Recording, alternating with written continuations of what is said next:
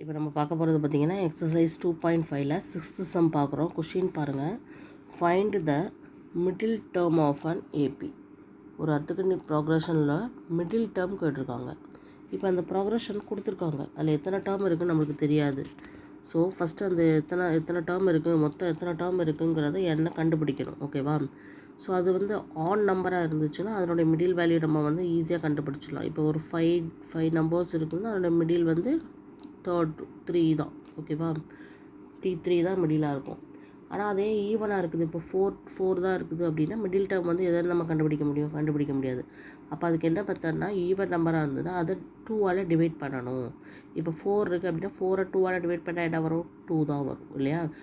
அப்போனா middle term எது அப்படின்னா அந்த T2வும் அதுக்கு அடுத்து இருக்கக்கூடிய T3 தான் இங்கே மிடில் டேர்ம். இங்கே மிடில் டேர்ம் 2 டேர்ம் இருக்கும். ஈவனாக இருந்தால் 2 டேர்ம் ஆன்சர் வரும். ஓகேவா?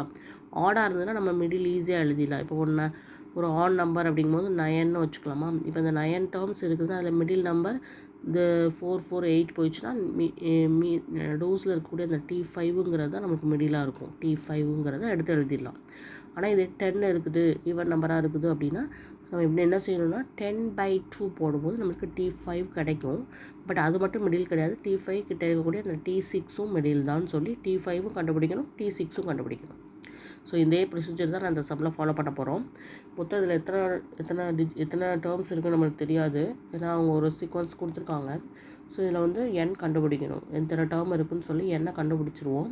ஸோ அப்போ அது ஆட் வருதா ஈவன் வருதான்னு பார்க்கலாம். ஈவனாக இருந்தால் 2 மிடில் டேர்ம் இருக்கும், அதை கண்டுபிடிக்கணும். ஆட்டாக இருந்தால் ஒரே மிடில் டேர்ம் இருக்கும், அதை ஈஸியாக கண்டுபிடிச்சிடலாம். ஓகேவா?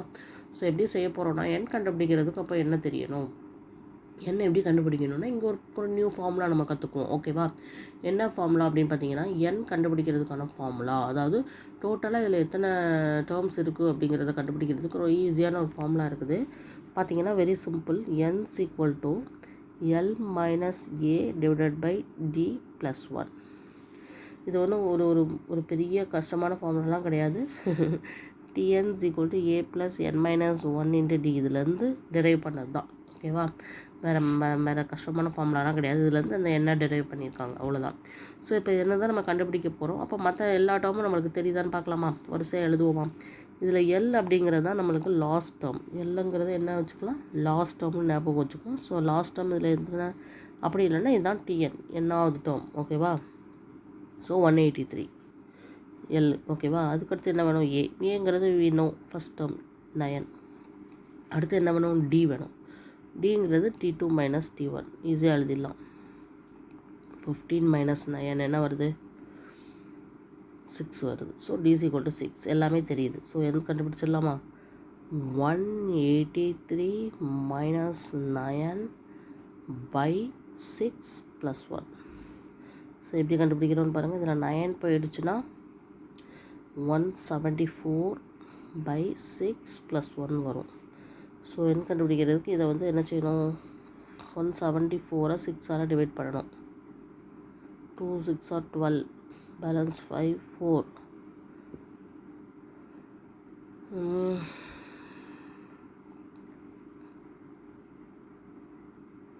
என்ன ஃபார்முலா போடலாம்? 6 எத்தனை டைம்ஸ் 54 வரும்? 9 டைம்ஸ். ஓகேவா? ஸோ 9 × 6 54. ஸோ 0. ஸோ 29 வருது +1 அப்படிங்கும்போது n = 30 கிடச்சிருச்சு.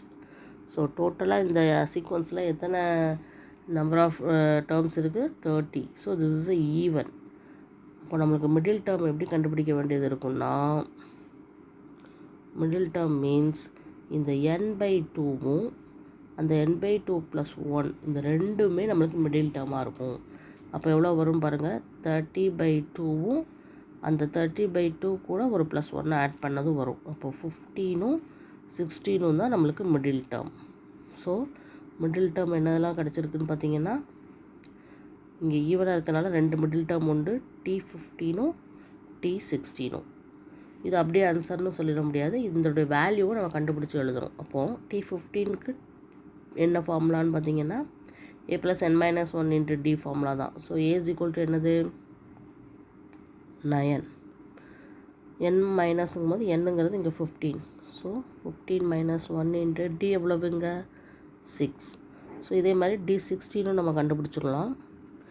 9 + 16 - 1 × 6 கண்டுபிடிக்கலாமா? இந்த 9 + 14 × 6. ஸோ 9 + 14 × 6 என்ன வரும்?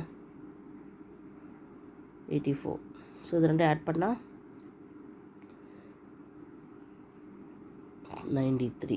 ஸோ T15 வந்து 93 நம்ம கண்டுபிடிச்சாச்சு. அதே மாதிரி T16 நம்ம அடுத்த மிடில் டேர்ம் கண்டுபிடிக்கலாமா? ஸோ 9 + 15 × 6. நம்ம அந்த டிஃப்ரென்ஸை மட்டும் ஆட் பண்ணாலே போதும். பட் ஆன்சர் எப்படி வருதுன்னு பார்க்கலாம்.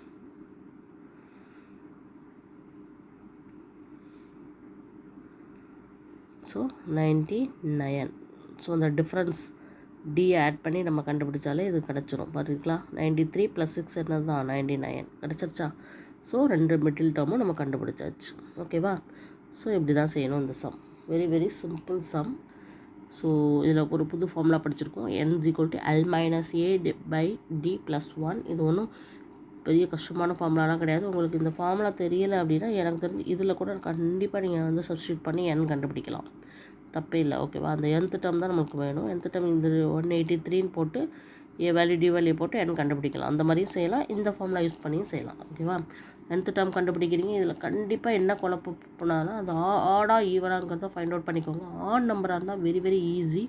சென்ட்ரலாக இருக்கக்கூடிய மிடில் டேர்ம் ஒரு டேர்ம் எழுதிடலாம். பட் ஈவனாக இருக்குது அப்படின்னா 2 மிடில் டேர்ம் தான் எழுத முடியும். அது /2. அந்த n/2வும் அது கூட +1 ஆட் அடுத்த நெக்ஸ்ட் நம்பர், அதாவது இது D15 வந்தால் அடுத்த D16 நம்ம மிடில் டேர்மாக எடுக்கணும். ஸோ அந்த 2 மிடில் டேர்மே நான் கண்டுபிடிச்சிருக்கேன். ஓகேவா? Okay, thank you.